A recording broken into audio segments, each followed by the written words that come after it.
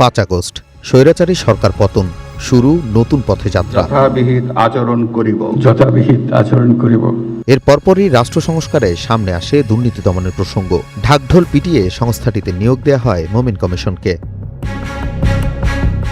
দুদকের ইতিহাসে সর্বোচ্চ মামলা হয় অন্তর্বর্তী সরকারের গঠিত এই কমিশনের সময়। ক্ষমতাচ্যুত প্রধানমন্ত্রী শেখ হাসিনা সহ বিগত সরকারের জ্যেষ্ঠ নেতামন্ত্রী পদস্থ অনেকেই আটকা পড়েন দুদকের জালে। তবে নতুন সরকার আসার পর ৩রা মার্চ চেয়ারম্যান সহ পদত্যাগ করে এই কমিশন। আমাদের পদত্যাগের বিশেষ কোনো কারণ নেই। আমরা অনুভব করেছি যে এই পরিবর্তনের পর নির্বাচিত যে সরকার, সেই সরকারেরও প্রত্যাশা রয়েছে। এরপর ৩০ দিনের মধ্যে নতুন কমিশন নিয়োগের বাধ্যবাধকতা থাকলেও ৪০ দিন পেরিয়ে গেলেও তা হয়নি।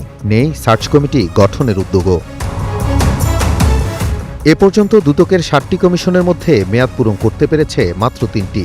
এর বাইরে বাকি ৪ কমিশনকে সরে দাঁড়াতে হয়েছে মেয়াদ শেষের আগে। রাজনৈতিক পালাবদলের সঙ্গে তাল মিলিয়ে যেন বারবার নেতৃত্ব সংকটে পড়েছে এই সংস্থা। গুরুত্ব বিবেচনায় ৩০ দিন দেওয়াও তো উচিত ছিল না, বরং কয়েকদিনের মধ্যেই বাছাই কমিটির মাধ্যমে এটি বাছাই করে নিয়ে এসে আপনার নিয়োগ দেওয়াটাই কাম্য ছিল, যদি সরকার সত্যিকার অর্থেই দুর্নীতি দমনের আন্তরিক হয়ে থাকে। দুদকের মতো একটি সংস্থাকে লম্বা সময় ধরে নেতৃত্বহীন রাখা সরকারের নির্বাচনী ইশতেহারের সঙ্গে সাংঘর্ষিক বলে মনে করছে টিআইবিও। এই সরকারের পক্ষ থেকে যে এই ধরনের অঙ্গীকার বাস্তবায়নের দৃষ্টান্ত দেশবাসী দেখতে চেয়েছিল, তার সাথে সাংঘর্ষিকভাবে যেটা হতে যাচ্ছে সেটা হচ্ছে যে এখন দৃষ্টান্তটা হচ্ছে এরকম যে এটা আমাদের পালা, আমরা একদিন পারিনি, এখন আমাদের সুযোগ। এটি সকল প্রতিষ্ঠানগুলোকে দলীয়করণের মাধ্যমে আমাদের পছন্দের, আমাদের নিজস্ব চয়েসের ব্যক্তিবর্গ দিয়ে নেতৃত্ব প্রতিষ্ঠা করার জন্য এবং তার মাধ্যমে প্রতিষ্ঠানগুলোকে এক ধরনের দলীয়করণের যে চর্চা দীর্ঘদিন বাংলাদেশে ছিল, সেটারই ধারাবাহিকতা এটা দেখতে। দুর্নীতি প্রতিরোধে দুর্নীতি দমন কমিশন দুদক গঠন হয়েছিল ২০০৪ সালে বিএনপি সরকারের আমলেই।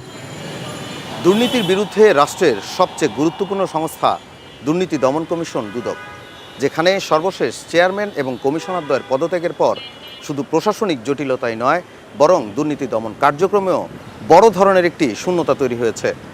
সংশ্লিষ্টরা বলছেন, দ্রুত সময়ের মধ্যে দুদকের নতুন কমিশন নিয়োগ না হলে দুদকের এই স্থবিরতা দুর্নীতি প্রতিরোধে দীর্ঘমেয়াদী প্রভাব ফেলতে পারে। Nazmul Hasan, star news, Dhaka.